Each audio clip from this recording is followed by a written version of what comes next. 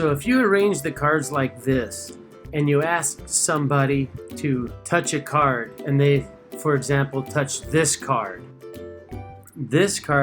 would be represented by this heart on this 5. I could put the 5 anywhere in this setup. If somebody selected this card, this 3 of diamonds, I could identify that card by touching this heart.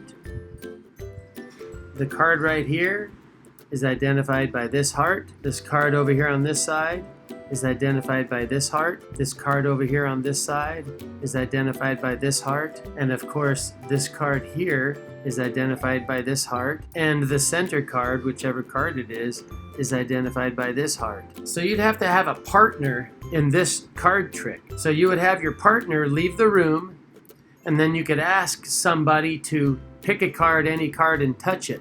So for example, if they touched this card here, the 4 of spades, you would invite the person back in and you would say, is it this card, this card, this card, this card, or this card? And you notice when I touched all of the cards, it didn't matter where I touched those cards. It only mattered where I touched the 5 of hearts. So when I touched the 5 of hearts, I touched this heart right here, and of course, that would give it away to my partner, who already knows this trick, that the card that the person selected was the 4.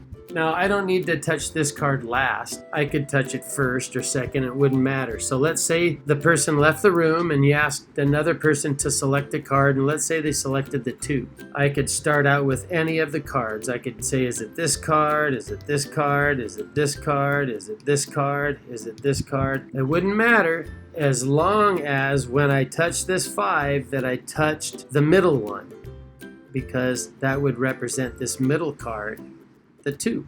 Oftentimes people will challenge this and they'll say, okay, I don't want you touching the cards.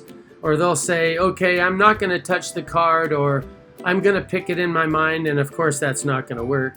But as long as they touch the card and you know which card it is, you can always find a way to trick them. So for example, if you're in a room, you could go stand in this corner of the room to represent this card. You could stay right in the middle of the room to represent this card. You could go over to the other corner of the room to represent this card. All kinds of different ways to do it. And you can do this with 3 cards. If you did it with 3 cards, you would set it up kind of like this. With 3 cards, of course, this would be the important card. So if somebody selected the ace, this one here, you would touch this part of the card.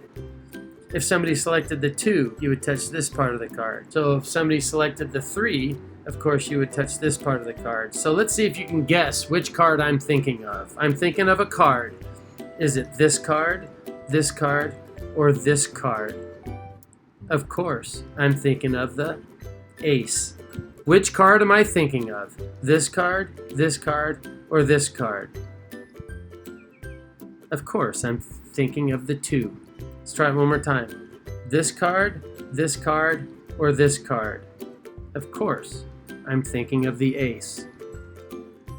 Now, if we had it set up with a 4 cards, which card would be the important card? Of course, the 4. So I'm thinking of a card. Which card am I thinking of? Is it this card, or this card? I'm thinking of the 3. Let's try that one more time.